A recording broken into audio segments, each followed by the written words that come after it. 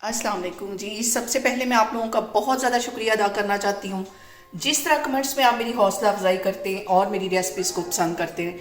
आज मैं बनाने लगी हूँ अलसी की पिनिया, जिसे गांव में अलसी की पिनिया कहते हैं और शहर में हम लोग इसे अलसी के लड्डू कहते हैं। बहुत इजी तरीके के साथ इसकी रेसिपी मैं आपके साथ शेयर करूँगी और इस दुआ के साथ हम इसको बनाना शुरू करते हैं कि जहाँ रहें हंसते रहें और हंसाते रहें।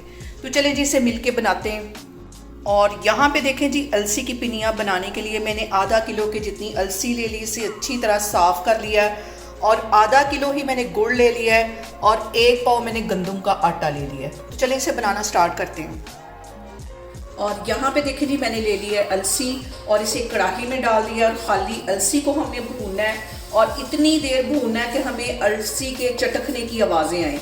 अच्छी तरह इसको भूनने के बाद हम इसको करेंगे ग्रैंड। अभी इसको बिल्कुल हल्की आग पे तकरीबन 10 से 12 मिनट लगेंगे तो ये हमारी जो अलसी है ये भून जाएगी। इसको मैं भून रही हूँ, फिर मैं आपको दिखाती हूँ। और यहाँ पे देखें जी, अलसी को भूनते हुए अभी मुझे सिर्फ 5 से 6 मिनट ही हुए हैं और इसके चटकने की आवाज़ आ गई है, लेकिन मज़ीद इसको मैं 5-6 मिनट ऐसे ही भूनती रहूँगी। और यहाँ पे जो सबसे अहम बात हमेशा की तरह वो एक ही है कि आपने मेरी रेसिपीज़ बनाते वक्त घबराना नहीं है, बिना स्किप किए हुए आप मेरी वीडियोस देखें। और अगर अभी तक आपने मेरे चैनल को सब्सक्राइब नहीं किया तो प्लीज़ उसको सब्सक्राइब करें। और यहाँ पे देखें जी, अलसी को भूनते हुए मुझे तकरीबन 10 से 12 मिनट हो गए और आपको इसके चटकने की भी आवाज़ आ रही है और इसके जो दाने हैं वो भी उड़ते हुए नज़र आ रहे हैं। अच्छी तरह इसकी भुनाई होगी। इसको मैं एक बाउल में निकालती हूँ, फिर मैं आगे आपको दिखाती हूँ। और यहाँ पे देखें जी, मैंने अलसी ठंडी होने के लिए एक बाउल में रख दिया है और एक पाव के जितना आटा मैंने उसी कढ़ाई के अंदर डाल दिया है। और आटे को भी हमने ऐसे भूनना है, कोई घी वगैरह नहीं डालना और इतनी देर भूनना है कि ये बिल्कुल लाल हो जाए। लाल होने तक हम इसको अच्छी तरह भूनेंगे। हल्की फ्लेम रखनी है, हाई फ्लेम पे इसको नहीं भूनना। तो इसको कम से कम 15 से 20 मिनट लगेंगे। इसकी मैं भुनाई इसी तरह कर रही हूँ, कंटिन्यूसली इसमें चम्मच हिला रही हूँ ताकि आटा हमारा एक साइड से जले नहीं। तो फिर मैं आपको 15 मिनट के बाद दिखाती हूँ। और यहाँ पे देखें जी, गंदम के आटे को भूनते हुए मुझे तकरीबन 15 मिनट हो गए।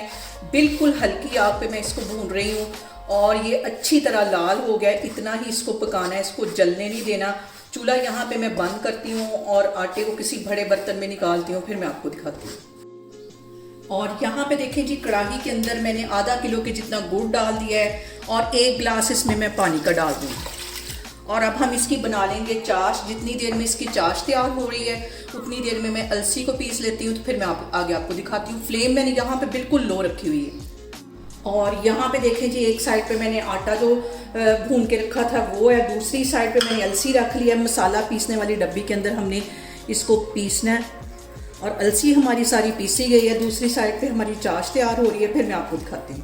और दूसरी साइड पे देखें जी, हमारी चाश को पकते हुए तकरीबन 10 मिनट हो गए। इसमें 1 तार की या 2 तार की चाशनी हमें नहीं चाहिए, बस एक चिपचिपी सी हमें यहाँ पे चाश चाहिए। और चाश हमारी तैयार हो गई है। अब इसके अंदर 1 पाव के जितना मैं देसी घी डाल दूँगी। इसमें घी कम ही जाता है क्योंकि अलसी के अंदर भी काफ़ी ज़्यादा ऑयल होता है। इसको मिक्स कर लेना है और घी डालने के बाद मज़ीद इसको 5 मिनट के लिए मैं पका लूँगी। और यहाँ पे देखें जी, चाश को घी के साथ पकते हुए तकरीबन 5 से 7 मिनट हो गए। अब इसके अंदर ये जो मैंने अलसी और आटा बना के रखा हुआ था ये इसमें डाल देंगे। चूल्हा यहाँ पे मैंने बंद कर दिया है और इसको अच्छी तरह मिक्स कर लेंगे। अच्छी तरह इसको मिक्स कर लेना है। अभी ये थोड़ी सी लिक्विड लग रही है, लेकिन ये अभी सारी अच्छी तरह ऑब्जर्व कर लेगी आटा और ये जो है अलसी, तो ये ड्राई होना शुरू हो जाएगी।